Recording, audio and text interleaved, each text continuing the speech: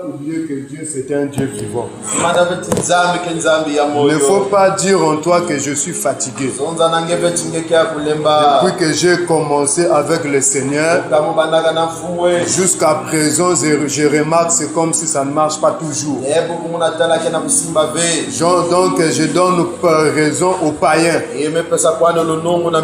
Salomon a dit ne faut pas envier le pécheur. Est-ce que vous comprenez ces choses? C'est pourquoi l'Écriture déclare encore un peu de temps, car celui qui a fait la promesse ne tardera pas.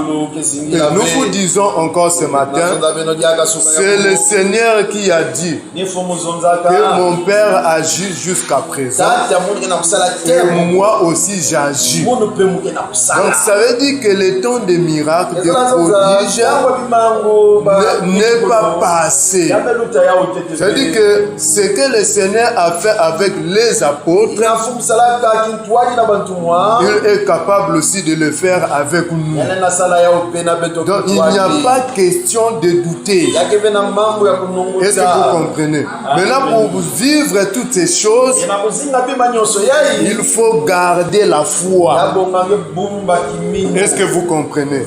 Et nous croyons, la Bible dit, la foi c'est une ferme assurance des choses qu'on espère, et c'est une démonstration de celles qu'on ne voit pas. C'est pourquoi quand le frère Paul parle de la foi, il a récupéré aussi Noé. Il dit que c'est par la foi que Noé fut saisi d'une crainte. Donc au temps de Noé, Noé n'a pas vu Dieu, mais il a entendu parler de Dieu. Dieu lui a dit que tu dois construire une arche. Et moi, je vais détruire ce monde par le déluge. Noé n'a pas douté. Noé n'a pas dit que depuis que j'existe, je n'ai jamais vu la pluie tomber. Est-ce que vous comprenez ces choses? Voilà, nous aussi, Dieu nous promet des choses qu'on n'a pas encore vues. Nous devons se comporter comme Noé. Ça veut dire que la foi doit produire en nous la crainte. Parce qu'on ne peut pas dire que nous avons la foi, mais sans pourtant avoir la crainte de Dieu. Au contraire, nous démontrons la foi en craignant Dieu. Donc, il n'est pas question que tu vis dans le péché. Après, tu dis que ce qui compte, c'est ma foi. Non, ça, c'est une foi païenne. C'est une foi vaine qui n'amène nulle part. Nous croyons la foi nous amène quelque part. Parce que même notre père Abraham, la Bible déclare qu'il avait la promesse. Dieu lui avait montré la terre de Canaan. Lui avait montré même la carte. Est-ce que vous comprenez ces choses? Maintenant, quand Abraham est arrivé dans la terre de Canaan, la Bible nous dit qu'il habitait sous des tentes. Et pourtant, c'est la terre que Dieu l'avait promis. Est-ce que vous comprenez? Il pouvait construire une maison durable, dire que ça c'est ma terre, et je suis un fumutoto. Mais quand on remarque les comportements, les mouvements d'Abraham, il s'est comporté comme un étranger. Et quand Paul parle dans Hébreu, il dit même les courtiers d'Abraham, il s'est comporté comme les étrangers dans la terre promise. Donc les frères Paul disent, ce qui parle ici, il nous montrait. Donc nous comprenons le mouvement, le comportement d'Abraham, c'est un parler. Donc leur façon de comporter, ils sont en train d'annoncer l'évangile. Est-ce que vous comprenez ces choses? Et la Bible dit, ceux qui parlent ici, ils nous montraient qu'ils espéraient à une patrie, à une cité dont Dieu est le véritable architecte et constructeur. Et cette cité n'est pas ici-bas. Vous comprenez ces choses? C'est pourquoi le bien-aimé Pierre vient nous dire, je vous exhorte, frères, comme étrangers et voyageurs. Donc nous comprenons, dans ce monde, nous sommes en transit. Nous sommes des étrangers. Par là, nous comprenons la promesse que Dieu nous a faite. Ce n'est pas la terre. Ce n'est pas le royaume de ce monde. Parce que c'est lui qui promet aux hommes le royaume de ce monde. C'est le diable. Parce qu'un jour, le Seigneur, après avoir jeûné 40 jours et 40 nuits, la Bible dit, il nous fit conduire par l'Esprit dans le désert. Et les tentateurs, le diable s'est approché. Le diable lui a montré tous les royaumes de ce monde et leur gloire. Donc nous comprenons que le diable Satan, c'est un prédicateur. C'est-à-dire que quand il prêche, il montre le royaume de la terre. Il montre la gloire de la terre. Est-ce que vous comprenez? Maintenant lui-même, le Seigneur, quand il est venu, devant Pilate, il a dit que je suis né pour rendre témoignage à la vérité. Maintenant, Pilate lui dit, c'est quoi la vérité? Donc, Pilate ne comprenait pas la vérité. Il ne connaissait pas la vérité. Donc, c'est lui qui détenait la vérité. C'est Yoshua Amashia. C'est pourquoi il a dit, je suis le chemin, la vie et la vérité. Donc, la vérité, c'est quoi? C'est de vous annoncer, répondez-vous, car le royaume des cieux est proche. Ça veut dire que quand on vous dit de se répondre, on ne dit pas que le royaume de la terre, mais on dit le royaume des cieux. Donc nous comprenons, si on peut être persévérant, si on peut supporter quelques des injustices des hommes sur la terre, parce que nous avons un royaume à gagner, une vie éternelle. Est-ce que vous comprenez? Donc ça veut dire que si nous pouvons supporter, si on peut gémir dans cette tente que les frères Paul appelaient, c'est à cause du royaume des cieux. Est-ce que vous comprenez? C'est pourquoi le Seigneur a dit, réjouissez-vous petits troupeaux, car votre Père a trouvé bon de vous donner le royaume. Est-ce que vous comprenez? Ça veut dire que le royaume des cieux, on ne le donne pas selon les diplômes que tu peux posséder, obtenir dans ce monde. Parce que tu es né dans une famille riche. Et toi qui es né dans une famille pauvre, tu te lamentes. Tu dis, ah, vraiment, on n'a pas trouvé la chance. Les autres ont trouvé la chance. Est-ce que vous comprenez? Donc le royaume des cieux, on n'obtient pas ça par de l'argent. C'est pourquoi le Seigneur nous a fait, il dit que venez, vous tous qui avez soif, venez manger sans peser de l'argent, car vous mangez ce qui ne rassasie pas. Donc nous comprenons le monde avec leur discours, avec tous les biens que le monde possède, ne peut pas nous rassasier. Ça veut dire que rassasier quoi? Rassasier notre âme. C'est pourquoi l'Écriture dit, que servira-t-il à l'homme de gagner tous les biens de ce monde s'il perdait son âme? Qu'est-ce que tu peux donner en échange de ton âme? Donc nous comprenons ce qui est très important, c'est que notre âme soit sauvé. Parce que nous savons notre être intérieur est éternel. Mais l'attente, la chair que nous vivons dans ce monde vit que pour un peu de temps. Voilà pourquoi l'Écriture dit que tu es poussière et tu retourneras dans la poussière. Donc nous comprenons que si on vit seulement pour faire plaisir à la terre, il faut savoir que la chair là ne restera pas éternelle sur la terre. Est-ce que vous comprenez? C'est pourquoi le sage dit il y a un temps pour naître, il y a un temps pour mourir. Donc chacun de nous doit être conscient que si je vis, je ne vivrai pas éternellement. Un jour je vais mourir. Mais maintenant après la mort c'est quoi?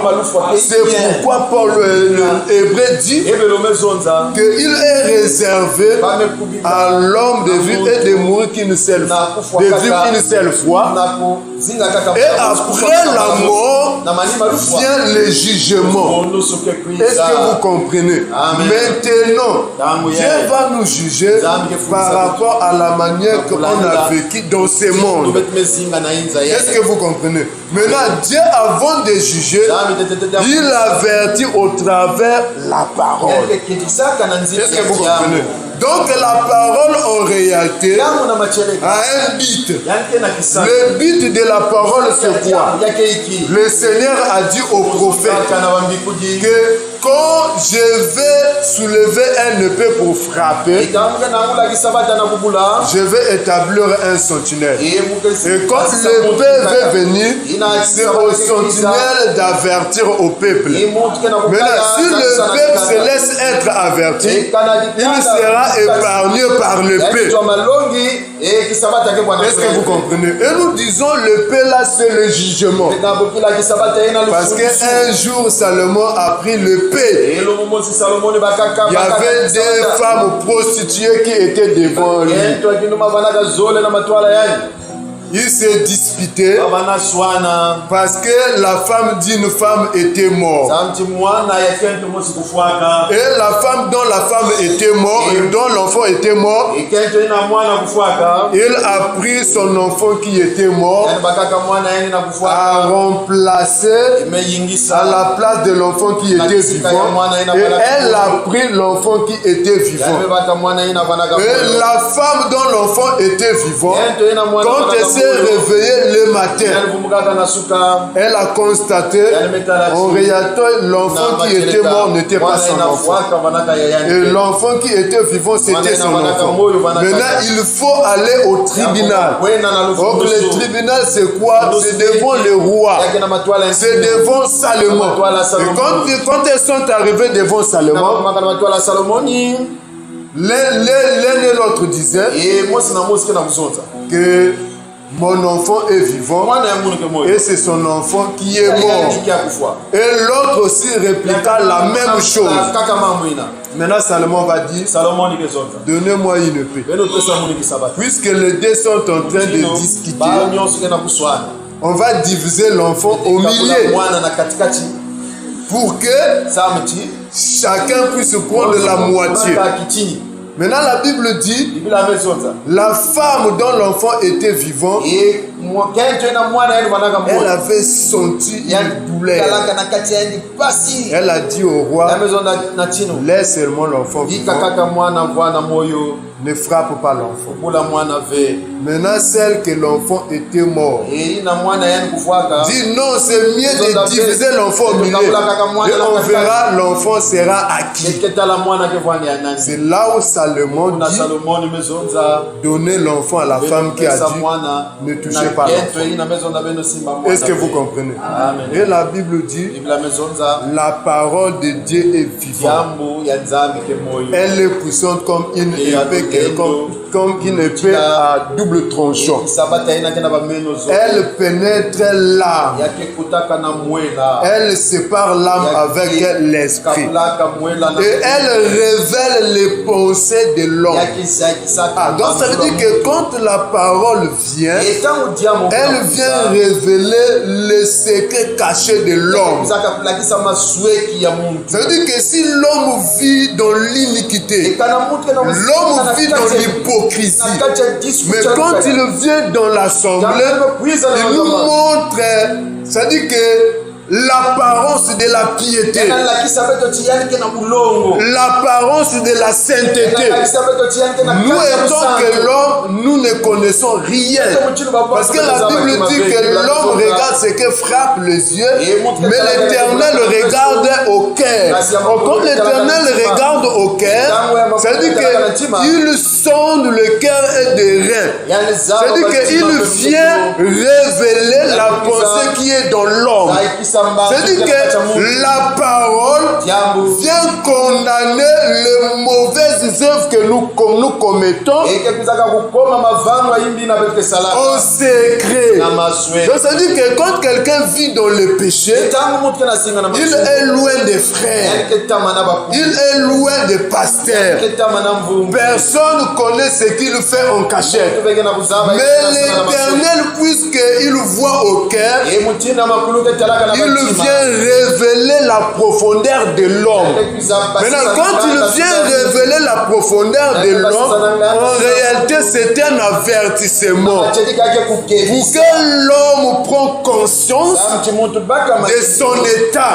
C'est pourquoi l'Écriture déclare: examinez vous-même pour savoir que si vous êtes dans la foi, nous comprenons, la parole nous pousse de nous examiner. Examiner quoi? Examiner notre conduite. Oui, frère, vous allez comprendre que nous sommes dans la maison de deuil. Parce qu'il est question du deuil.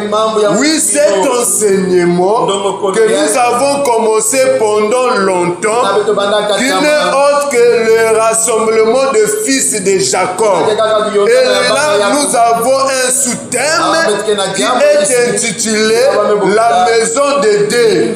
Maintenant, Salomon nous dit, l'Ecclésiaste, le prédicateur, il dit ceci: mieux vaut aller dans une maison de deuil que dans une maison de festin. Vous allez remarquer, pendant notre démarche, pendant notre allure, nous avons voulu d'abord visiter la maison du festin. Nous sommes allés à Babylone, là où Beltata avait organisé une festin. Une fête pour ses grands et pour ses concubines. Nous avons vu pendant la fête qu'est-ce que Beltata a gagné. À la fin, il a gagné la mort. Nous avions compris avec vous, quand tu vas dans la maison de festin, en réalité, dans la maison des festins, il n'y a pas la vie, mais il y a la mort. Parce que quand Daniel a fini d'interpréter ce que Dieu avait écrit sur la muraille, la Bible déclare dans Daniel 7, verset 30, que cette nuit même, Beltata fut tué. Est-ce que vous comprenez ces choses? Et nous avons aussi visité Israël dans le désert, qui ont fait les veaux d'or. Ils ont sacrifié des holocaustes, des sacrifices, et ils ont mangé et bu, et ils sont se levés pour se divertir. Et c'est pourquoi le frère Paul dans 1 Corinthiens 10 nous a dit que ces choses sont leurs arrivées pour nous servir d'exemple à nous qui sommes parvenus à la fin des siècles, afin que nous n'ayons pas le même désir qu'eux. Et ce matin, nous disons encore, premièrement, nous avons montré ceci, que la maison du festin, en réalité, c'est le monde. Parce que la Bible nous dit, dans 1 Jean, que ne même point le monde ni les choses qui se trouvaient dans le monde. Et celui qui aime le monde, l'amour du Père n'est point en lui. Or, nous avons dit le monde en question, c'est un système de vie, une manière de vivre. Donc, quand tu aimes la manière de vivre des païens, ça montre que l'amour du Père n'est pas en toi. Est-ce que vous comprenez? Et nous savons dans le monde, ce qui se fait, c'est le péché. Et la Bible dit, le salaire du péché, c'est la mort. Est-ce que vous comprenez? Donc nous comprenons, quand on va dans la maison de festin, ça veut dire que là-bas, en réalité, il y a un travail. Le travail, c'est que c'est le péché.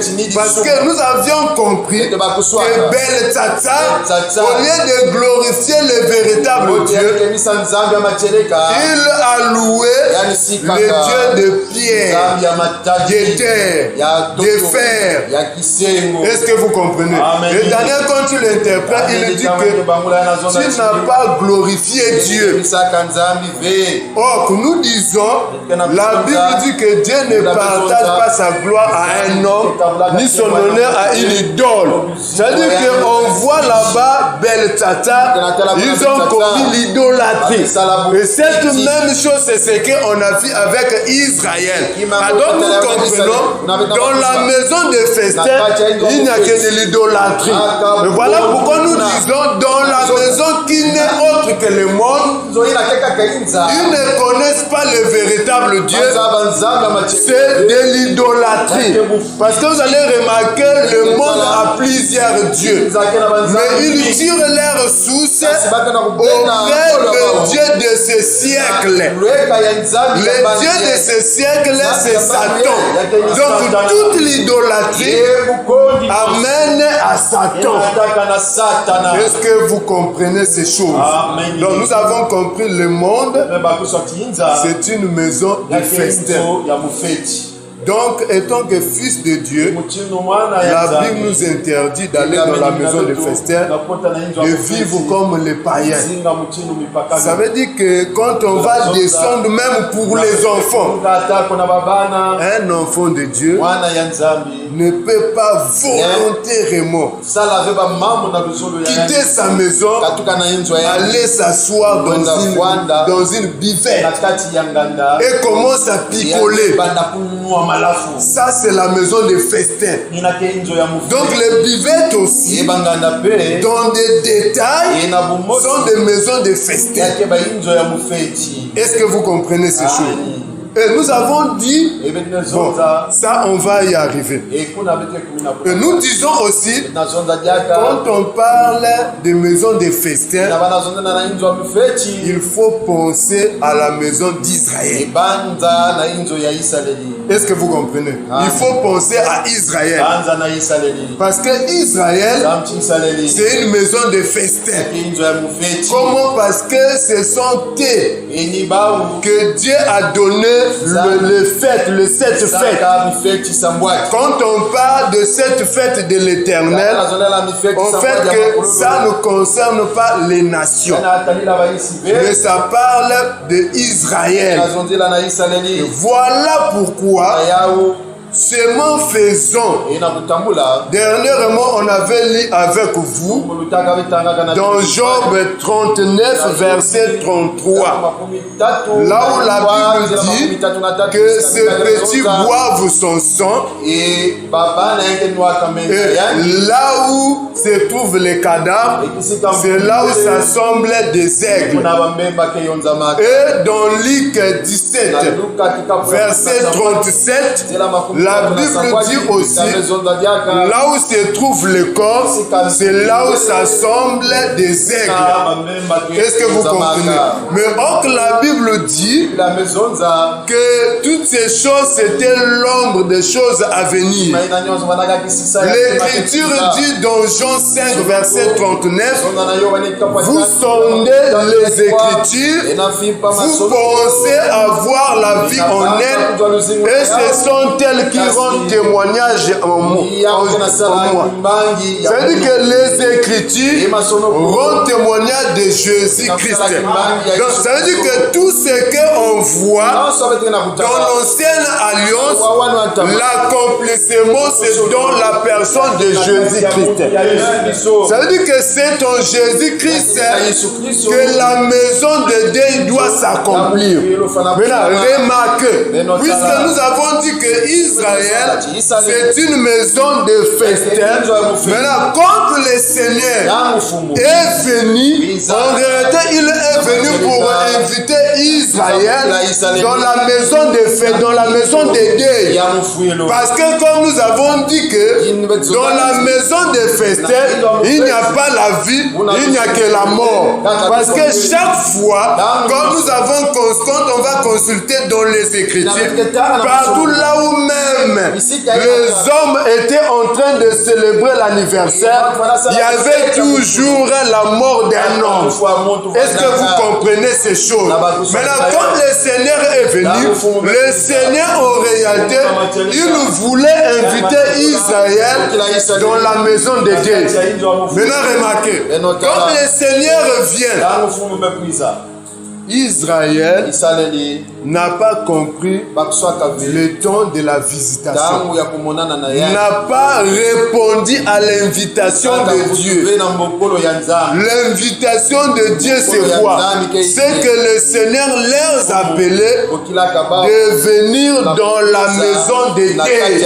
Mais Israël n'a pas répondu à l'invitation. Lisons une écriture.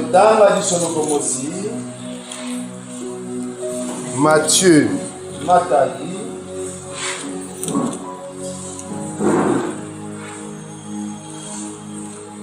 On va faire le tout de finir à 12h30. Voilà pourquoi nous partons vite. Nous devons gagner le temps. Matthieu.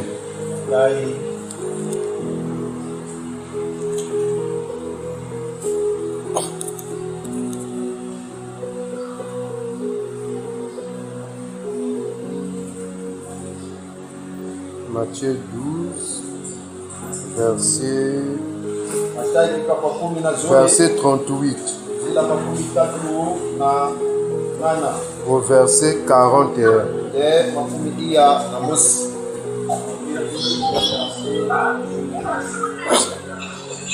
Bon, pour gagner le temps, le frère Rémi Pelli, pour que ceux qui sont en ligne aussi écoutent. Matthieu chapitre 12, verset 38 au verset 41. On va lire au nom du Seigneur Jésus-Christ. Matthieu 12, 38 à 41. Alors, quelques-uns des scribes et des pharisiens prirent la parole et dirent: Maître, nous voudrions te voir faire un miracle. Il leur répondit: Une génération méchante et adultère demande un miracle. Il ne lui sera donné d'autre miracle que celui du prophète Jonas. Car même que Jonas fut 3 jours et 3 nuits dans le ventre d'un gros poisson, de même le Fils de l'homme sera 3 jours et 3 nuits dans le sein de la terre. Les hommes de Ninive se lèveront au jour du jugement avec cette génération et la condamneront parce qu'ils se repentirent à la prédication de Jonas. Et voici, il y a ici plus que Jonas. Que Dieu bénisse sa parole. Amen. Ici, nous voyons, la Bible dit qu'il y ait quelques des scribes et des pharisiens. Ils sont venus auprès de Jésus-Christ. Ils ont dit: Maître, nous voulons te voir faire un miracle venant du ciel. Donc ça veut dire qu'ils ne croyaient pas que le Seigneur venait du Père. Voilà pourquoi ils sont venus pour l'éprouver. Ils voulaient voir un miracle. Ici, j'exhorte sorte. Il y a plusieurs frères et sœurs et actuellement plusieurs enfants de Dieu. Quand ils viennent à l'assemblée, en réalité, ils ne viennent pas pour le salut de leur âme. Mais ils cherchent des miracles. Est-ce que vous comprenez ces choses? Plusieurs vont dans les églises pour chercher des miracles. Et voilà pourquoi on va voir aussi plusieurs faux serviteurs de Dieu. Tu vois, il fait des prospectives ça et là. Par exemple, un séminaire spécial pour les miracles. Et tu verras que puisque les gens sont derrière les miracles, et il y a la foule. Et là où on prêche la vérité, tu verras qu'il y a peu nombre de gens. C'est pourquoi le Seigneur dit que le chemin qui mène à la perdition est spacieux. Mais le chemin qui mène à la vie est resserré. Est-ce que vous comprenez ça? Donc, pour dire que quand on vient au Seigneur, quand on vient pour prier, ne viens pas pour chercher le miracle. C'est un mauvais motif. On vient pour chercher le Seigneur. Est-ce que vous comprenez? Parce que nous, on n'est pas à la recherche des miracles. Mais le miracle pour nous, qu'est-ce que le Seigneur a dit? Voici les miracles qui accompagneront ceux qui auront cru à mon nom. Donc, les miracles nous accompagnent. Si nous avons la parole de la vérité, nous avons le miracle. Ça veut dire qu'il n'y a pas le miracle sans la parole. Mais tu verras qu'il y a des gens, là où il y a des bougies, là où il y a l'idolâtrie, il y a des miracles. Et nous comprenons le diable aussi, c'est un festin de miracles. C'est pourquoi la Bible dit qu'après l'enlèvement, quand la bête va descendre, la Bible dit qu'il fera des miracles pour séduire les gens. Donc ça veut dire qu'il y a des miracles qui sont là pour séduire. Et les comportements des scribes et des pharisiens, nous les remarquons aussi en ces temps que nous sommes en train de vivre. Mais s'il y a plusieurs qui ne viennent plus parce qu'ils étaient derrière des miracles, maintenant jusqu'aujourd'hui ils n'ont pas vu ainsi un miracle. Ils ont fini par être découragés. Maintenant, écoutez la réponse du Seigneur. Pour les demandeurs des miracles, il dit une génération méchante et adultère demande un miracle. Nous croyons ce qui a été, c'est ce qui est. C'est-à-dire que c'est la même génération. Quelle génération? La génération méchante et adultère. Donc ça veut dire que quand tu es dans le péché, ne demande pas le miracle. Parce que quand Nicodème, il est venu auprès du Seigneur, en réalité, il n'est pas venu avec un mauvais motif. Il dit que Seigneur, nous savons que toi tu es un docteur qui vient du ciel. Parce que personne peut faire des choses que tu fais. Quelles sont les choses que le Seigneur est en train de faire? Des miracles, des prodiges. Est-ce que vous comprenez? Maintenant, écoutez le Seigneur. Il lui dit à Nicodème. Parce que vous savez, les hommes de Dieu actuels aiment la gloire. Donc ils aiment que même quand on témoigne dans l'assemblée, il faut que son nom soit à l'intérieur. Les pasteurs m'avaient dit, les révérends, Bishop m'avait dit, il avait prié pour moi. Quand j'ai donné la dîme, le bishop m'a imposé la main. Et un miracle s'est manifesté. Tu verras que le bishop aussi, vous voyez, l'homme de Dieu, il faut respecter les hommes de Dieu. Donc ils se glorifient d'eux-mêmes. Or que dans l'église du Seigneur, l'homme n'a pas sa place. Il n'y a que le Seigneur qui doit être glorifié. C'est-à-dire que là où on glorifie un homme de Dieu. C'est de l'idolâtrie. Ah, nous comprenons, c'est la maison de festin.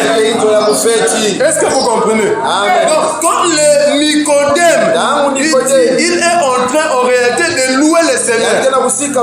Vous savez que si c'était un homme, que Dieu actuel devait dire, bon, c'est ce qu'on fait, c'est juste. Que Dieu te bénisse. En réalité, c'est ce qu'il devait faire. Nous savons, c'est comme si quelqu'un dit, vraiment, tu es un vrai ministre de Dieu. Tu es un vrai pasteur. Si c'était un pasteur de notre temps, Dieu te bénisse parce que tu as compris. Tu n'es pas comme les autres. Est-ce que vous comprenez? Mais Jean-Baptiste a dit, il faut que lui, il croit, c'est moi qui j'ai dit. C'est pourquoi, quand Pierre et Jean, par leur canal, il y avait un homme boité, était guéri. Et quand les gens ont vu ça, les gens étaient là en train de regarder Pierre et Jean. Qu'est-ce que Pierre dit? Mais vous nous regardez, c'est comme si la chose vient de nous. Donc là, Pierre voulait dire en réalité, ce n'est pas nous.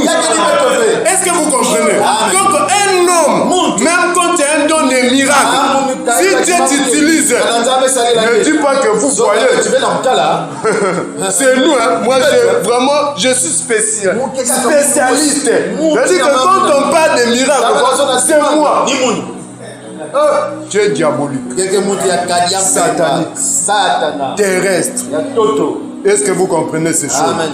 Tu seras comme Hérode. Quand il était sous son trône, les gens ont dit, ça ce n'est pas la voix d'un homme, mais c'est la voix de Dieu. Il a reçu un gifle auprès de Dieu. Aussitôt il est mort. Est-ce que vous comprenez? Donc, Jésus dit à Nicodème, si tu n'es né d'eau et d'esprit, tu ne peux pas entrer dans le royaume de Dieu. Nicodème était troublé.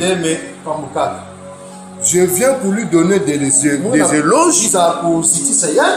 Mais lui, il me dit, si tu n'es né d'eau ni d'esprit, tu ne peux entrer dans le royaume de Dieu.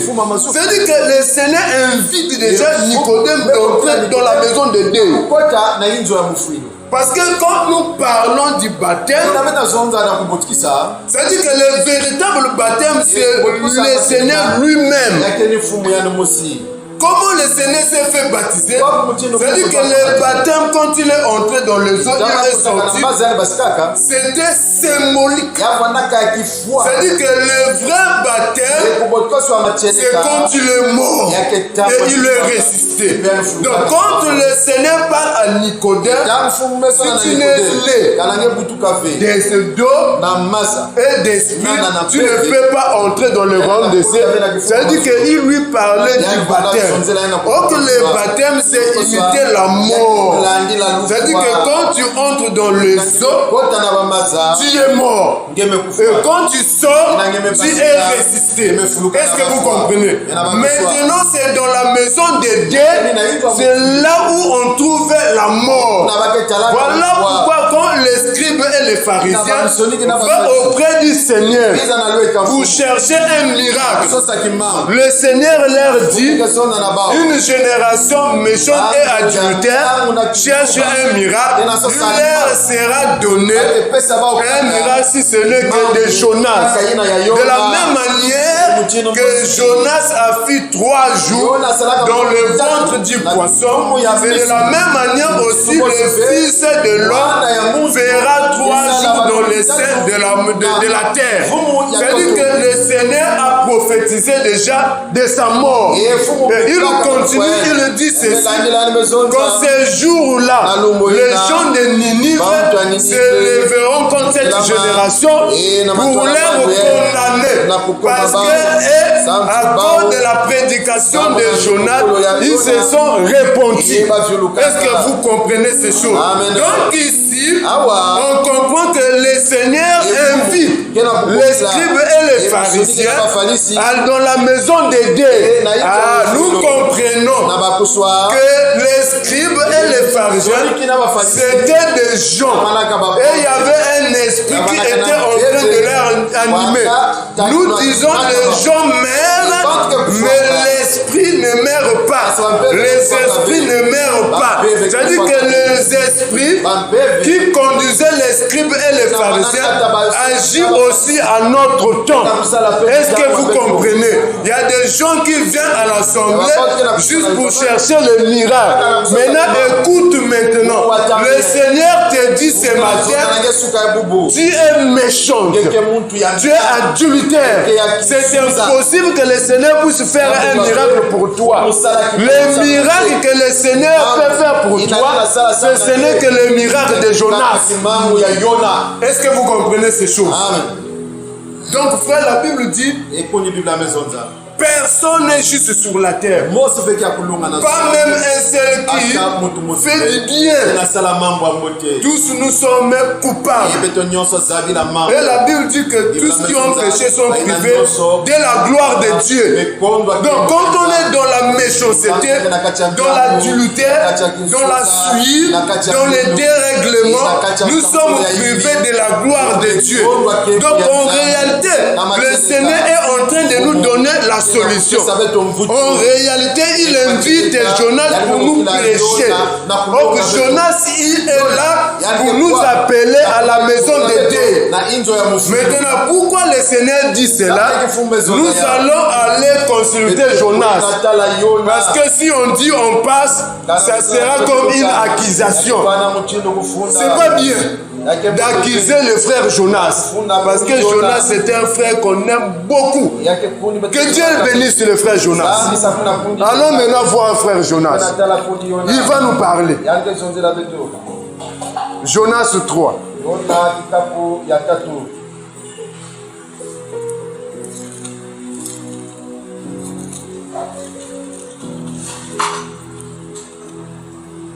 Jonas 3.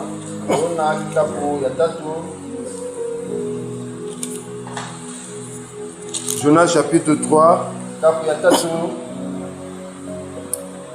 Commence au verset 4.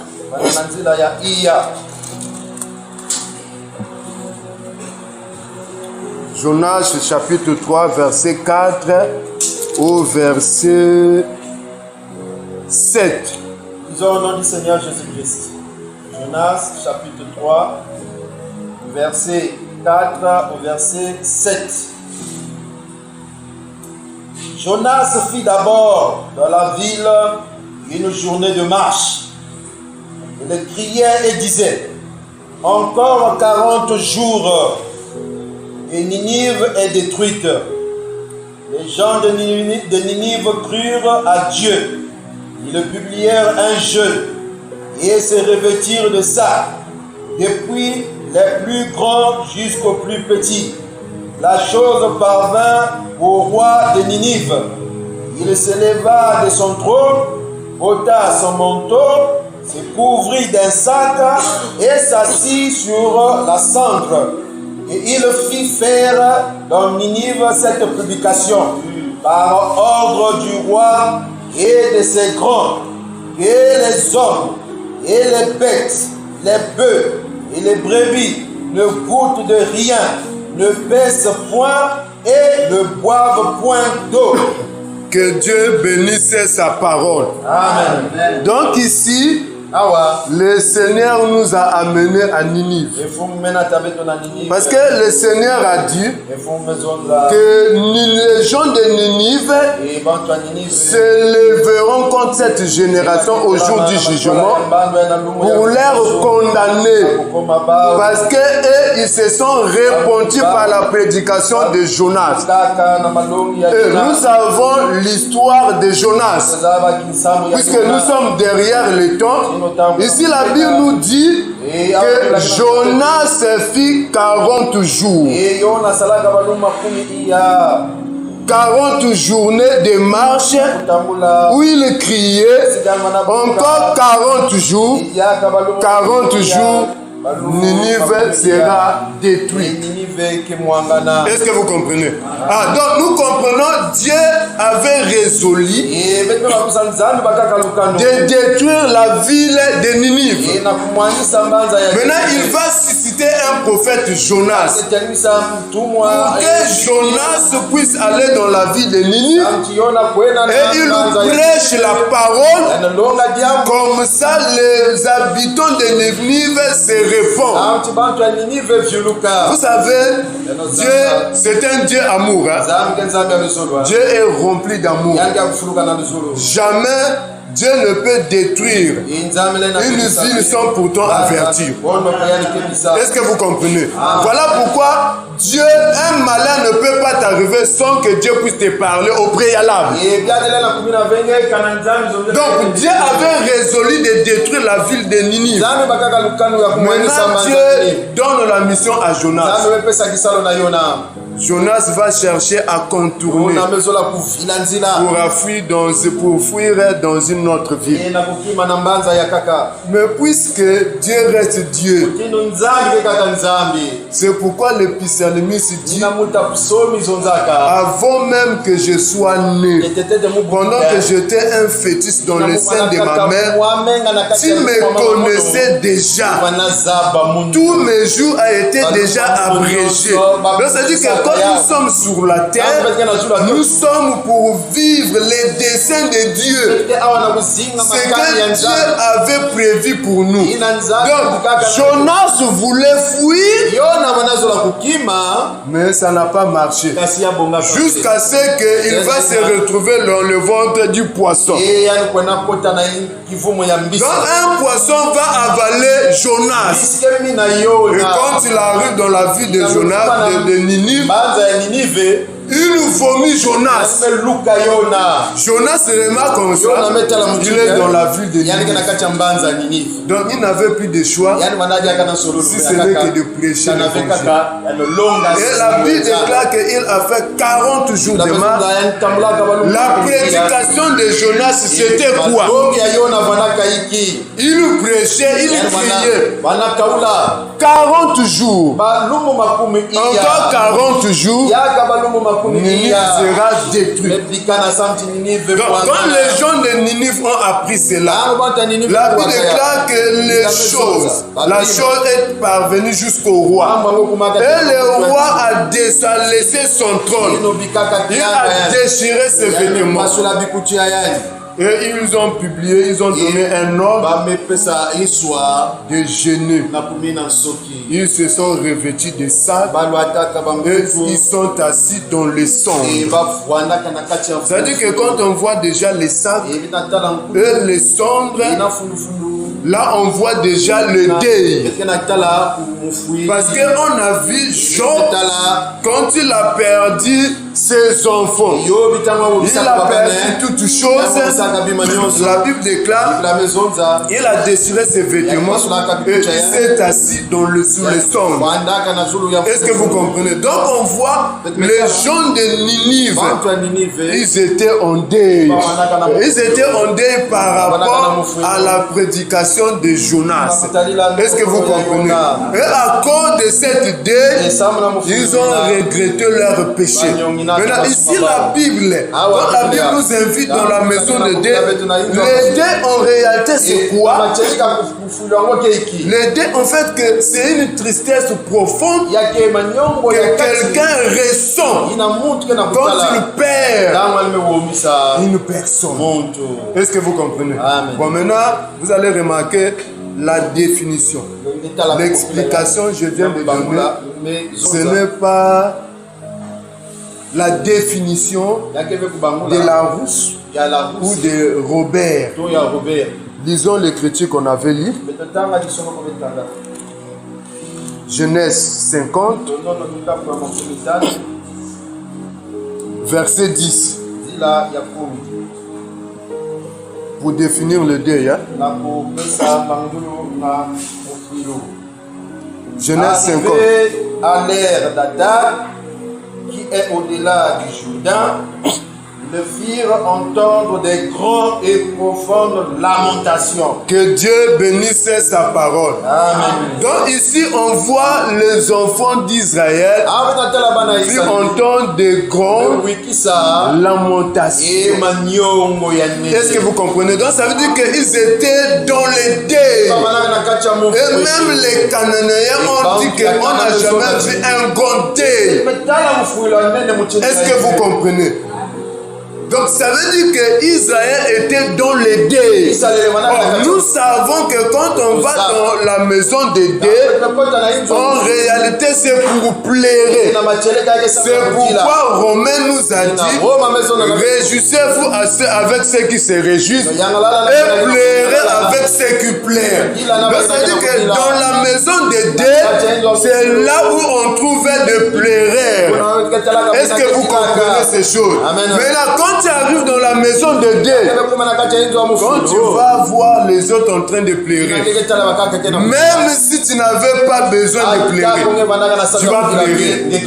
Ça veut dire qu'il y a des gens ici qui savent pleurer. C'est-à-dire que même si tu n'avais pas envie de pleurer, mais sa façon de pleurer, ça va te pousser à pleurer.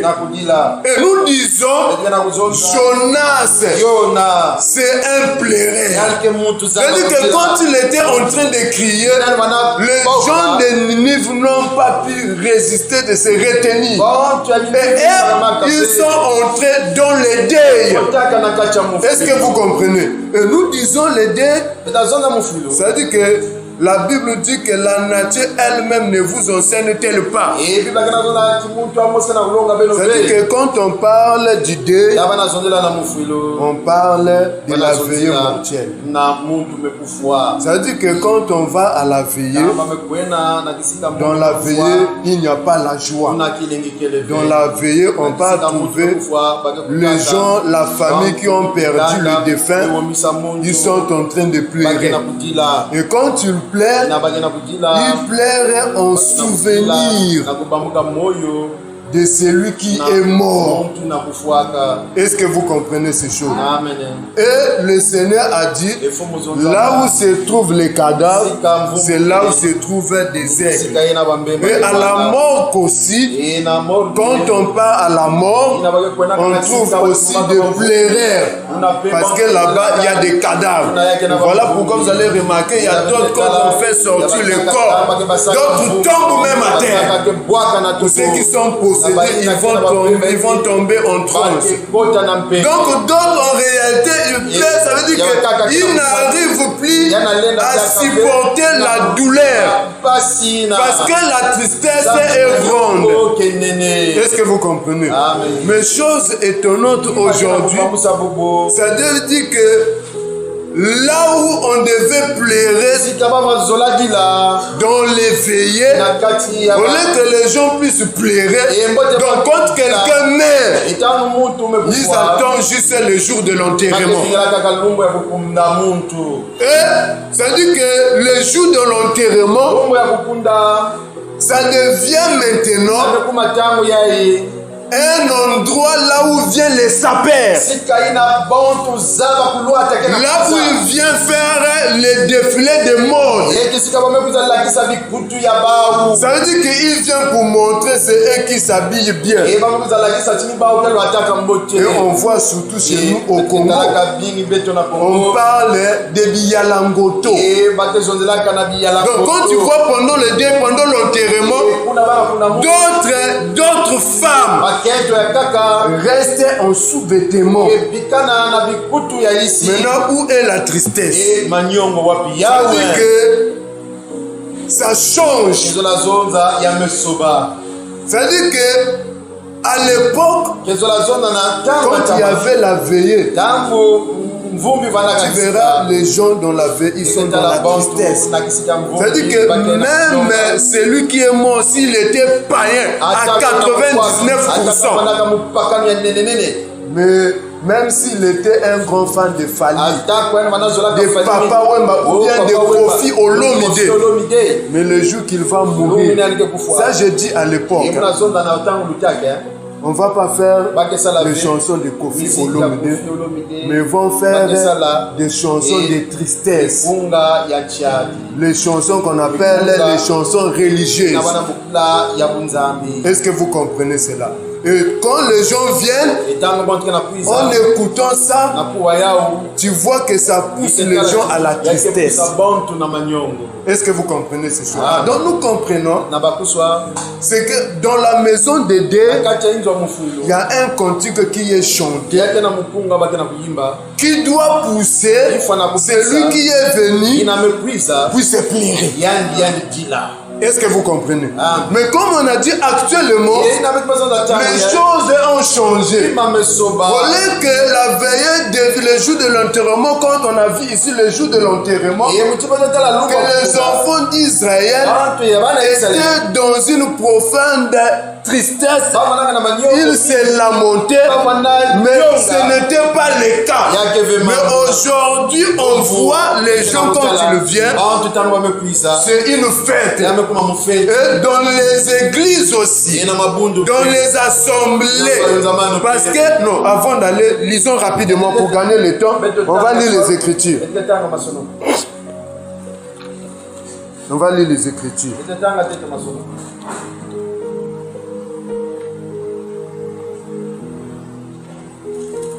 Je vais chercher une écriture, je pense, dans Matthieu. Matthieu.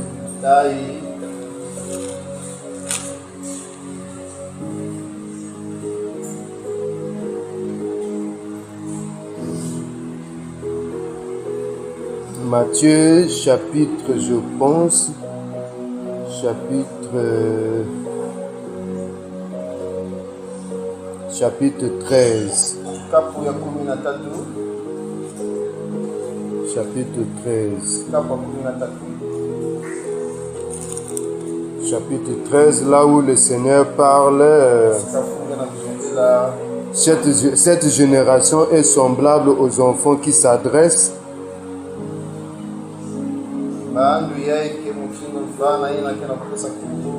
J'avais pas prévu cela.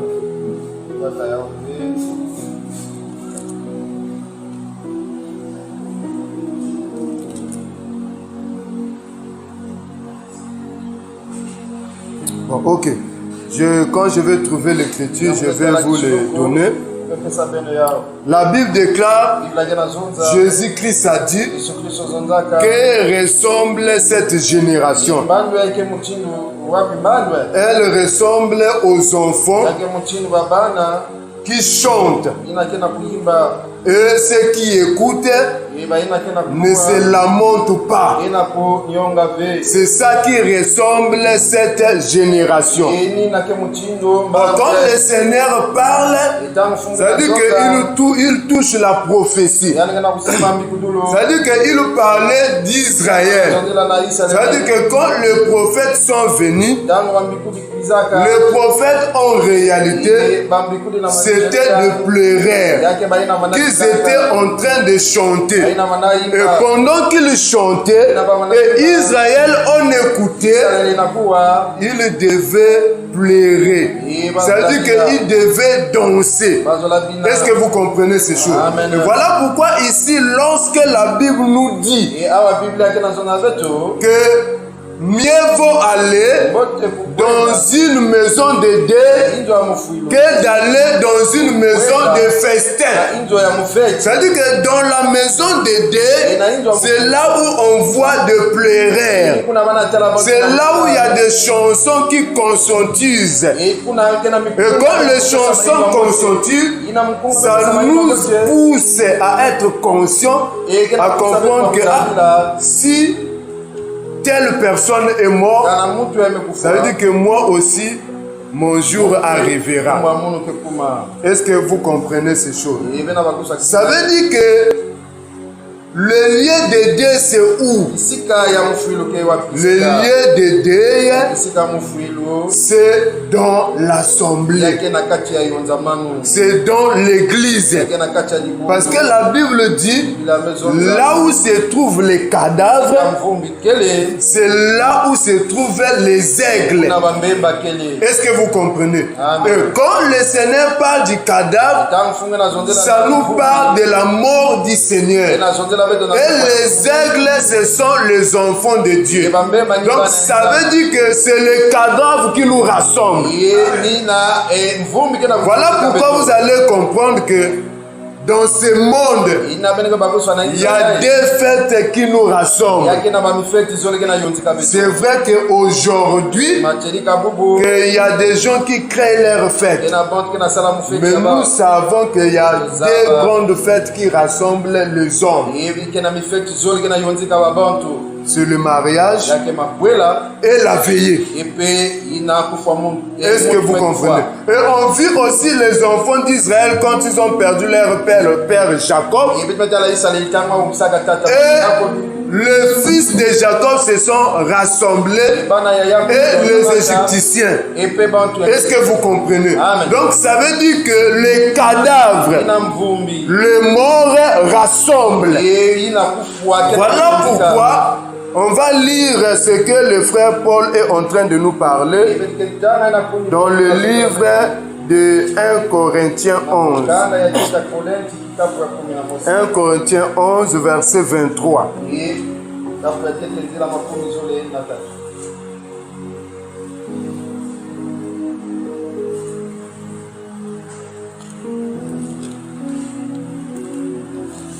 Corinthiens chapitre 11, verset 23.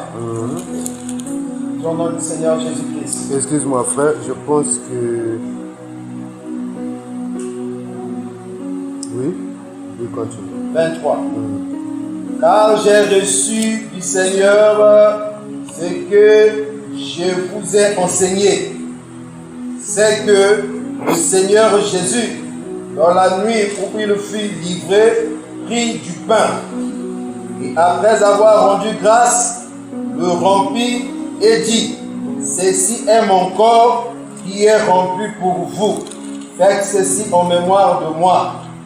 Et même après avoir soupé, il prit la coupe et dit, cette coupe est la nouvelle alliance en mon sang.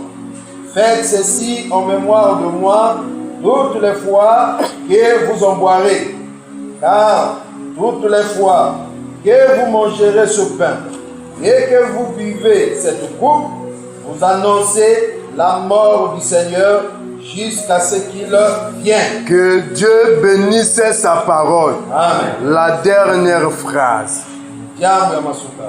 Toutefois que vous mangez cela, vous annoncez la mort du Seigneur et jusqu'à ce qu'il vienne.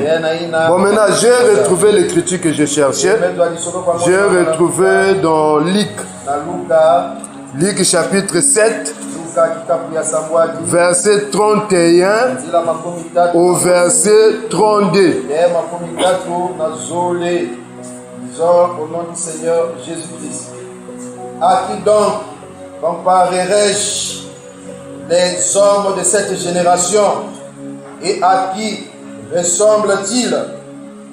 Il ressemble aux enfants assis dans la place publique et qui, se parlant les uns aux autres, disent, nous vous avons joué de la flûte et vous n'avez pas dansé. Nous vous avons chanté des complaintes et vous n'avez pas pleuré. Que Dieu bénisse sa parole. Amen. On a retrouvé le verset. La Bible dit, le Seigneur dit, à qui donc comparerai-je les hommes de cette génération? Il est semblable aux enfants assis dans le lieu public, en disant, nous avons joué de la flûte. et vous n'avez pas dansé, et nous vous avons chanté des complètes et vous n'avez pas pleuré. Donc ici le Seigneur dit que cette génération ressemble aux enfants dans le lieu public qui dit ceci: nous avons joué de la flûte et vous n'avez pas dansé, et nous avons chanté et vous n'avez pas pleuré. Ah, donc nous comprenons qui a chanté ici. C'est-à-dire que quand Jean-Baptiste, quand il est venu, Jean-Baptiste a chanté.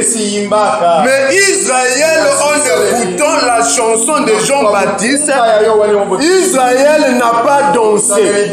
Israël n'a pas pleuré. La Bible dit que nous avons chanté des lamentations. Les lamentations, c'est des chansons de deuil. Est-ce que vous comprenez?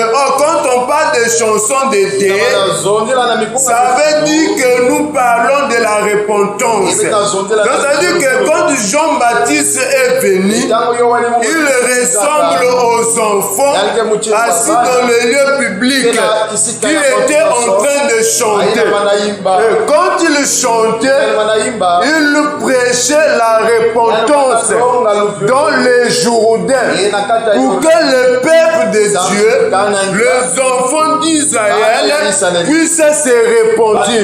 Et voilà pourquoi lui-même, le véritable, quand il est venu dans Matthieu 4, verset 17, il commence sa chanson.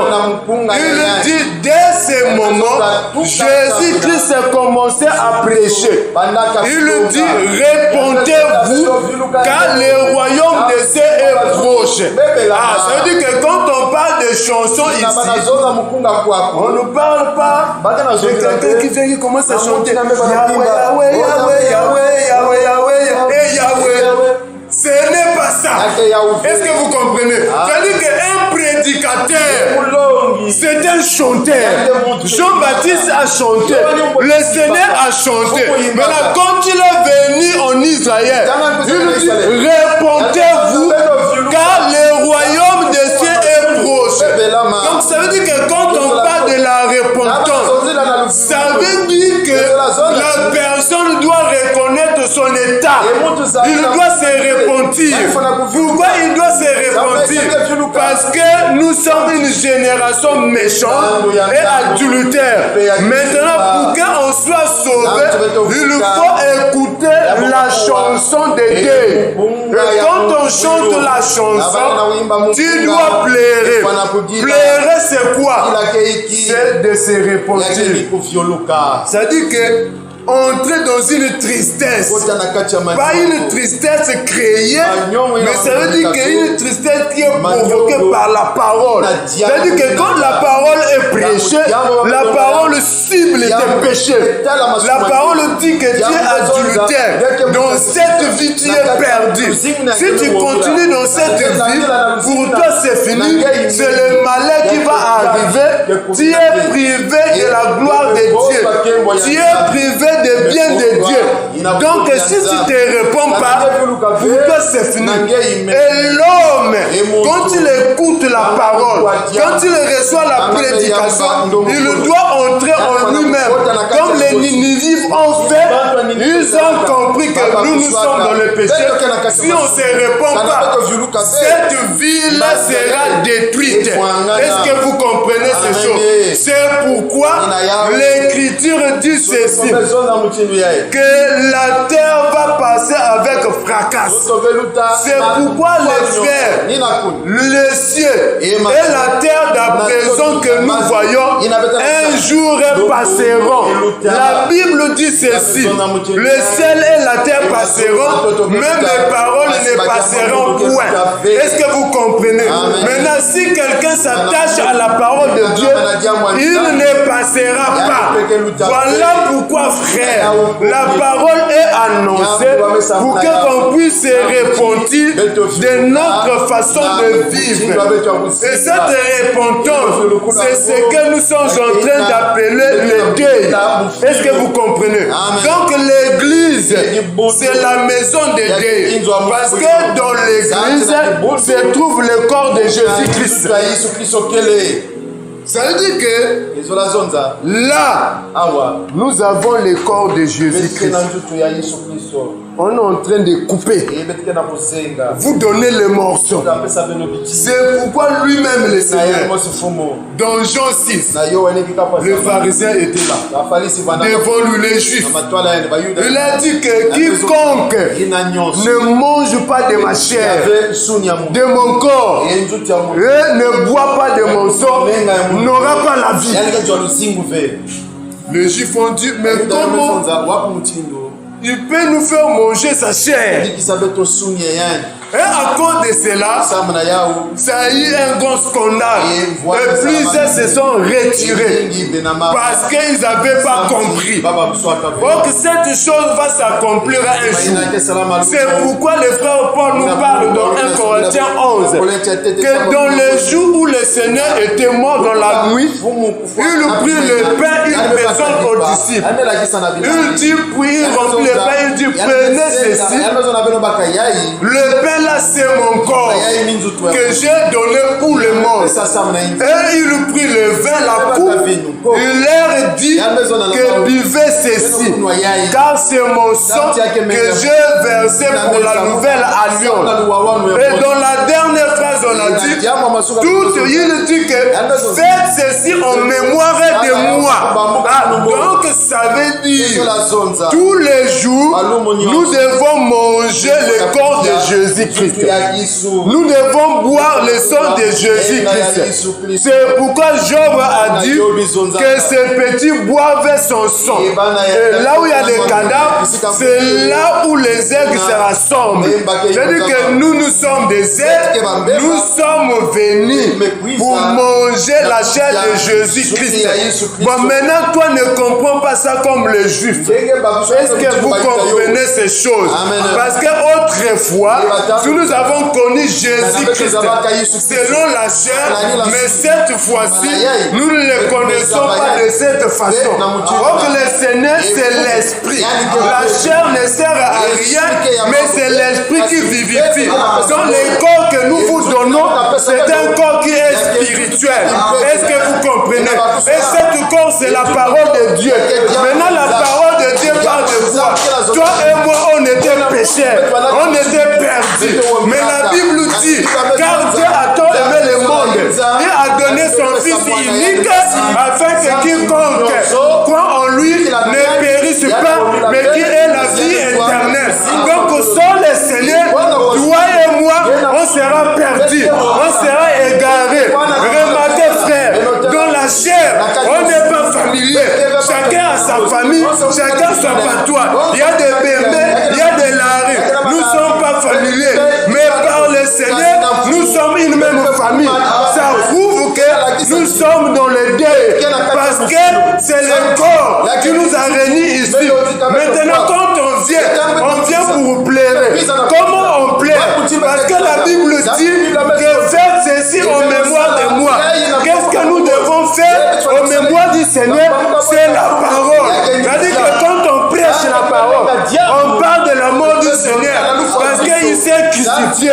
Il a donné sa vie pour que toi et moi, qu'on soit sauvés. Lui qui n'a pas connu le péché, mais il s'est fait pécher pour nous. Donc en réalité, la Bible dit, de la même manière que les enfants participent au son de leurs parents, de la même manière, le Seigneur aussi a participé au son. C'est-à-dire que Philippiens dit, il est apparu comme un vrai homme. C'est-à-dire qu'il n'était pas homme, mais il a pris la forme d'un homme pour ramasser les péchés, pour ramasser l'adultère, pour ramasser la méchanceté. Donc toi et moi, on était des méchants, des adultères. Est-ce que vous comprenez? Maintenant le Seigneur est venu, il a ramassé nos péchés. Il est parti avec Maintenant là, la méchanceté est ôtée. L'adultère est ôté. Est-ce que vous comprenez ces choses? Maintenant, si aujourd'hui tu te trouves encore dans les péchés, la Bible dit ceci. Si nous confessons nos péchés, il est juste et fidèle de nous pardonner et de nous purifier de toute iniquité. Donc ici, on annonce la mort du Seigneur parce que c'est par sa mort et par sa résurrection que nous sommes sauvés. Et quand il est mort, il est reparti au ciel. Il a dit que dans la maison de mon Père, il y a plusieurs demeures. Si cela n'était pas, je vous l'aurais pas dit. Mais je reviendrai pour vous prendre. Donc on vous rappelle, si nous sommes sauvés, c'est par la mort du Seigneur. Là, il nous a laissé à l'autolorie. Nous avons les dédaigneux pour prendre soin de nous. Et après, il reviendra pour nous prendre. Donc toutefois, on doit se souvenir. Quand tu vois, ta vie n'est pas juste, ta vie n'est pas pire. Tu dois se souvenir. Parce que dans la maison des deuils, quand on vient, quand on pleure en souvenir de celui qui est mort. Donc la parole nous rappelle qu'on était pécheurs, mais le Seigneur est mort pour nous. Quand tu vis le péché, regrette tes péchés. Frère, c'est mauvais de vivre dans le péché. Les kisongi, les calomnies, c'est mauvais, c'est diabolique, c'est satanique. Quand tu vis comme ça, n'attends pas l'avènement du Seigneur. Ne pense pas que tu seras enlevé. Frère, remarquez dans la vie que nous avons. Ça arrive, il y a des moments, c'est-à-dire que la souffrance, tu es accablé par la souffrance, accablé par des difficultés. Donc il y a des moments, tu n'as plus envie de vivre. Bon, maintenant si sur la terre, à cause du monde, à cause des maladies, à cause de quelques difficultés, tu n'as plus envie de vivre. Maintenant, à plus forte raison, quand tu vas te retrouver dans le lac de feu. Mais demandez l'homme riche, il va vous le dire. Il était là dans les séjours de mort, dans les tourments. Il dit, oh Père Abraham, dis à Lazare, il tremble le coup de son bois, il me rafraîchit la langue, car je suis dans un lieu crière. C'est-à-dire que le lac de feu, l'enfer, c'est un lieu criel, c'est un lieu de tourment. Remarquez ici, au Congo, tu souffres. Tu n'arrives pas. Ça, en fait, que ce n'est même pas le tiers de la souffrance qui se trouve dans l'enfer. Donc ici, le Seigneur veut t'avertir du jugement à venir. C'est-à-dire que si tu ne te réponds pas, tu iras là-bas. Est-ce que vous comprenez? C'est-à-dire que nous avons un témoin. L'homme riche peut nous confirmer. Et voilà pourquoi il dit qu'on voit Lazare. Que s'il part dire, étant qu'un homme mort ressuscité, s'il part dire à mes frères qui sont en Égypte, ils vont se repentir, ne viendront pas ici. Est-ce que vous comprenez? Donc si l'homme riche devait se réciter, il allait être un bon prédicateur. Est-ce que vous comprenez? Amen. Mais Abraham lui a dit qu'ils ont des prophètes et des serviteurs. Aujourd'hui, nous avons des serviteurs qui nous annoncent l'évangile de l'éternité.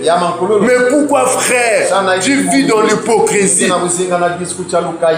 tu sois enfant, tu écoutes la parole de Dieu. Moi, ma fille dit Koufoua, Koulout Koufoua. Même si quelqu'un moi na fille dit, tu désobéis, tu iras à l'enfer. Donc un enfant qu'on envoie à l'école, mais elle va à l'école pour chercher des copains et des copines. Tu vas aller en enfer. C'est le péché. La Bible dit que le salaire du péché, c'est la mort. Est-ce que vous comprenez? Donc que ce soit les grands, parce qu'on a vu dans la vie de Ninive, les petits et les grands, du plus grand jusqu'au plus petit, tous, ils ont fait le jeûne. Ils étaient dans le deuil. Donc ça veut dire qu'on soit grand, qu'on soit petit, quel que soit notre âge, nous devons craindre l'Éternel. Nous devons craindre Dieu. Nous devons vivre dans la justice. Je dis que chose étonnante, les païens même nous condamnent. Ils disent que c'est ceux qui prient qui ont de mauvaises œuvres. Alors que le frère Paul dit, nous sommes le parfum de Christ, parfum de Dieu. Ça veut dire que le parfum qui doit donner une odeur de la vie. Ça veut dire que nous, au milieu des païens, nous sommes une vie. Parce que le Fils habite en nous. La Bible dit que c'est lui qui a le Fils de la vie. Mais quand tu te retrouves au milieu du païen, tu es semblable au païen. Tu parles comme un païen. Tu convoites comme un païen. Tu connais les péchés comme un païen. C'est pas bien, frère. Et quand tu viens ici, on t'appelle frère. On t'appelle sœur. C'est une mauvaise chose, frère. Tu dois regretter pour tes péchés. Cette vie ne t'amènera nulle part. Cette vie, c'est ce qu'on a dit. C'est la maison de festin. Nous avons vu Beltata. En étant dans la maison de festin, il est mort. Nous devons rester dans la maison de Dieu, là où notre conscience est conscientisée. Donc chaque fois, en prêchant la parole, nous sommes en train de vous rappeler la mort du Seigneur et jusqu'à ce qu'il vienne. Vous savez, la Bible dit ceci: consolez-vous par cette parole, restez pour l'avènement du Seigneur. Ça veut dire que la promesse que nous attendons, c'est l'enlèvement de l'Église. Mais dans quel état que tu attends l'enlèvement de l'Église? Et voilà pourquoi la Bible dit qu'il viendra comme un voleur. Ça veut dire que pour les enfants de Dieu, le Seigneur n'est pas un voleur. Le Seigneur, c'est un voleur pour le monde. Parce que quand il viendra, c'est-à-dire qu'il viendra nous dérober. Comme les nuages ont dérobé le Seigneur quand il était réparti au ciel. Donc quand il viendra, le monde ne sera pas. Ils seront surpris de voir. Mais il y a des gens qui sont enlevés parce que le Seigneur est venu comme un voleur. Parce que quand un voleur vient, il n'avertit pas à la maître de la maison que je viens pour voler. Est-ce que vous comprenez? Or que le monde, ce n'est pas notre maison. Nous sommes étrangers et voyageurs. Voilà pourquoi le Seigneur viendra. Vous maintenant remarquez, quand l'Église va être enlevé. Derrière nous, il y aura la grande tribulation. Il y aura des choses compliquées. Donc, si tu rates l'enlèvement, c'est douloureux. Est-ce que vous comprenez ce chose?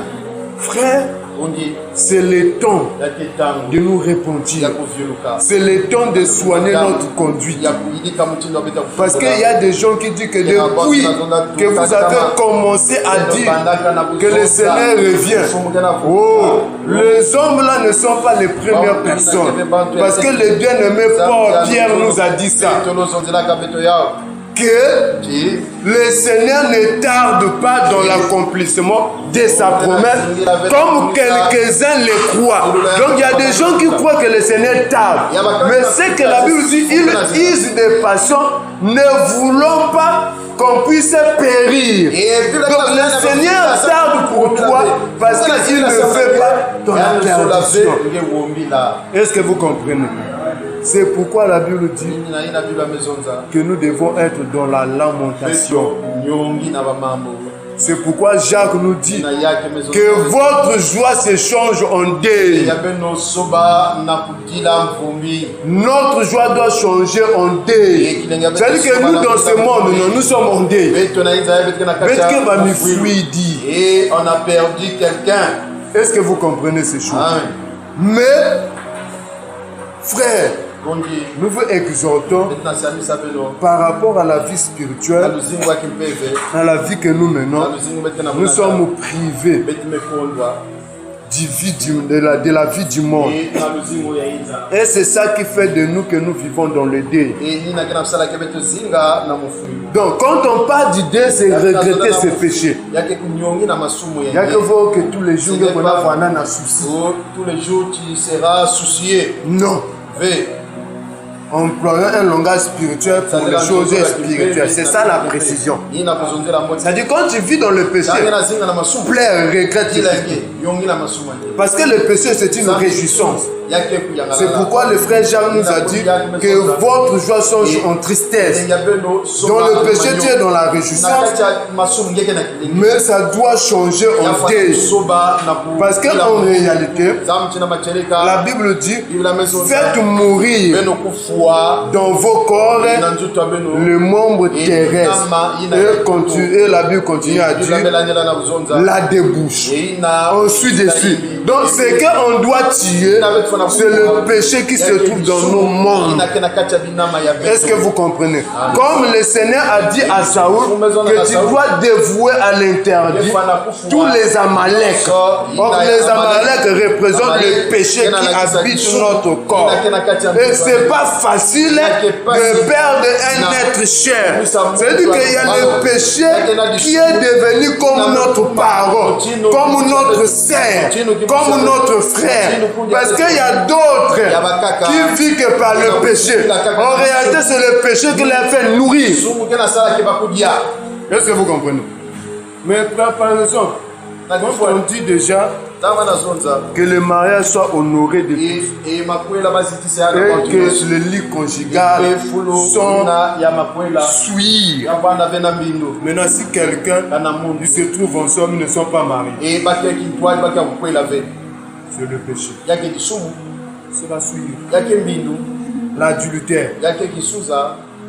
Tu as une femme à la maison, tu as épousé, mais tu as encore à côté une copine. Sœur en Christ, mariée dans la maison d'un homme, mais encore des copines. Dieu te voit, c'est pas bien. Dieu parle à toi, Dieu parle à ton cœur. Parce que toi tu dis, il y a que aider oh, lui il m'aide. Aider aussi ma parole. Donc on comprend que c'est le péché qui le nourrit, c'est le péché qui le soutient. Mais le diable ne donne rien pour rien. Mais le péché là, le diable se va retirer. C'est-à-dire que dans ce monde, quand il n'y a rien pour rien, même quand Dieu nous donne, Dieu nous a donné sa vie, nous aussi nous devons lui donner sa vie. Notre vie plutôt. C'est pourquoi le Seigneur dit, celui qui conservera sa vie la perdra. Mais celui qui perdra sa vie à cause de moi la retrouvera. Donc le monde est basé sur les données. Est-ce que vous comprenez? Quand le diable te donne, ne pense pas que c'est gratuit. Bon, maintenant, pour que tu coupes ces liens-là, parce que la Bible dit que si ton pied doit être pour toi une occasion de chute, couple-les. Mieux vaut pour toi d'entrer dans le royaume des cieux avec un seul pied qu'avec deux pieds, mais que tu sois dans la géhenne. Est-ce que vous comprenez ceci? Donc, abandonner, couper les péchés, en quelque sorte aussi, c'est un deuil. Parce que tu vas regretter donc que tu es contre cœur, quoi. Mais faites là, frère. Oh, nous avons une bonne nouvelle. La Bible déclare dans Matthieu 5, heureux les affligés, car ils seront consolés. C'est-à-dire que quand la parole frappe, Dieu est affligé. Mais bien aimé, souvenez-vous, Salomon a dit, il y a un temps pour chaque chose sous le soleil. Il y a un temps pour pleurer, il y a un temps pour rire. Est-ce que vous comprenez? Donc ça veut dire sur la terre aussi, nous ne passons pas un moment de plaire, mais il y a un moment aussi, Dieu va te visiter. Dieu va te donner Isaac. Or que Isaac signifie quoi? C'est le rire. C'est-à-dire qu'un jour, le Seigneur va te visiter, il va te réjouir. Mais la totalité, ce n'est pas ici-bas. Parce que sur la terre, un moment, on rit, un moment ça marche, un moment ça ne marche pas. Un moment c'est le travail, un moment c'est le chômage. Quand tu te maries dans le premier quartier, dans la joie. Je suis marié. Je suis marié. Et quand tu entres dans le mariage, tu commences à vivre des réalités. Le mariage qui était une joie pour toi, ça devient une difficulté. Donc ça prouve que sous la terre, il n'y a pas la joie totale. Mais Apocalypse dit, il essuiera les larmes de nos yeux. Donc on comprend qu'il y a un temps pour pleurer, un temps pour rire. En réalité sur la terre, nous pleurons. Mais quand on sera enlevé, c'est pour la noce de l'agneau. Est-ce que vous comprenez? Et là, la Bible dit, la mort ne sera plus. Donc la mort, c'est le deuil. Donc la mort va prendre fin. Il n'y aura pas de palis, il n'y aura pas de maladie, il n'y aura pas, c'est-à-dire que tout ce qui nous met en difficulté, c'est-à-dire qu'on sera toujours avec le Seigneur et c'est la félicité éternelle.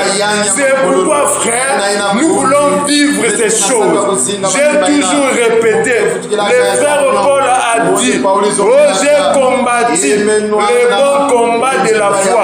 Désormais, une couronne de vie m'est réservée. Je ne le dis pas seulement à moi, mais à tous ceux qui auront aimé l'avènement du Seigneur. Nous disons, frère, tu aimes ces choses, persévère. Tu aimes ces choses, crains Dieu. Tu aimes ces choses, sers le Seigneur. Tu aimes ces choses, supporte des difficultés à cause de Dieu. Parce que la Bible dit, mieux faut souffrir si telle est la volonté du Seigneur. Oh, la Bible dit, qui dira une chose arrive sans que le Seigneur l'ait ordonné. Jacques a dit que Dieu ne permettra pas que tu sois tenté au-delà de ta force. Si il permet une tentation, ça veut dire que c'est lui aussi qui te fera sortir dans la tentation. Donc, tout ce que tu vis, les épreuves, les difficultés, Dieu te donne ça selon la mesure de ta foi. Ne dis pas, oh, trop c'est trop. Il n'y a pas trop c'est trop. Mais Dieu te donne ça selon le mesure de ta foi, selon la taille de ta foi. Maintenant, toi, pour supporter, si tu n'arrives pas, parce que tu mets la parole de côté. Donc, le Seigneur, le psalmiste a dit, je serre ta parole dans mon cœur afin de ne pas pécher. Si tu abandonnes la parole, tu ne peux pas vaincre. Si tu abandonnes la parole, oh frère, tu n'arriveras pas. Tu n'iras pas loin avec le Seigneur. Sinon, tu vas faire comme les autres. Comme nous sommes en train de voir, plusieurs sont en train d'abandonner. Regarde les apôtres. Quand ils ont reçu le Saint-Esprit, la Bible dit, souvenez-vous de vos conducteurs qui vous ont annoncé la parole de Dieu. Considérez quelle était leur foi. Imitez-les et comment ils étaient morts. Les disciples, bien qu'ils étaient persécutés, mais vu qu'ils avaient compris qu'on concerne notre vie, la chair finira par retourner à la terre. Donc on nous fait ou pas, la terre, le corps là, c'est la terre. Donc c'est mieux que nous puissions nous tuer. C'est pourquoi le frère Paul dit, oh Seigneur, à cause de toi, que nous sommes exposés à la mort tous les jours. À cause de toi qu'on nous tue.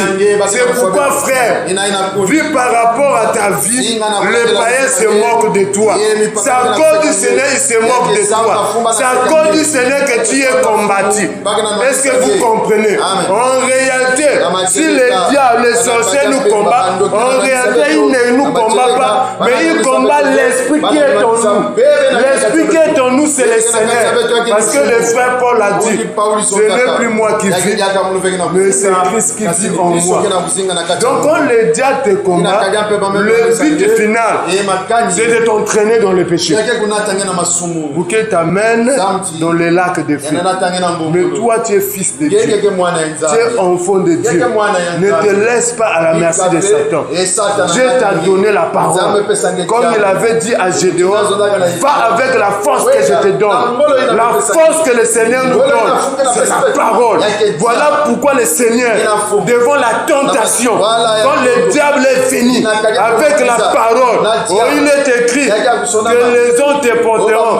La Bible dit que le Seigneur a dit, il est aussi écrit. Voilà pourquoi il faut avoir la parole et la révélation. Parce que si tu restes avec la lettre, le diable, les gens de ce monde peuvent venir avec leur interprétation. Mais tu peux peut-être moins me loi de colon, me serrer. Porter ton collant. Dieu voit le cœur.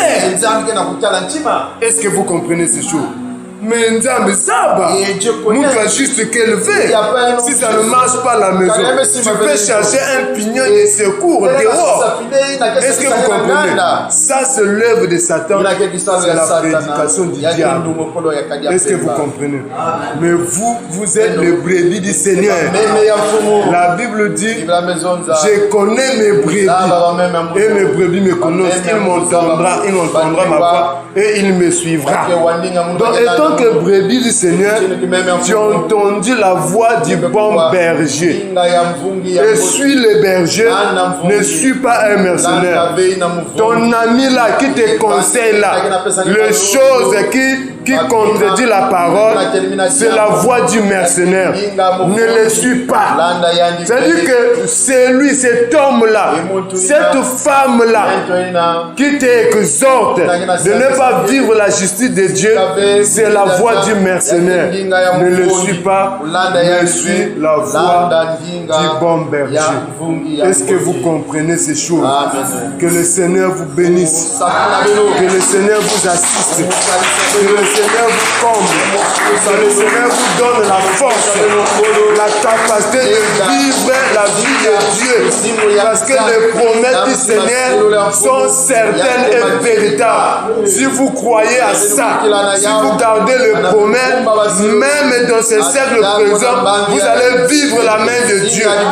Le Seigneur a dit à Marc, ne t'ai-je pas dit, si tu crois, tu verras la gloire de Dieu. Marc a dit, je crois à la résurrection du Seigneur. Or, le Seigneur parlait dans le présent. Ça peut arriver, des difficultés arrivent, mais tu dis, ah bon, on attend seulement le royaume. Même dans ce siècle présent, Dieu va te visiter. Dieu va accomplir des choses dans ta vie, mais crois seulement, tu verras la gloire de Dieu. Que le Seigneur te bénisse. Fin de citation.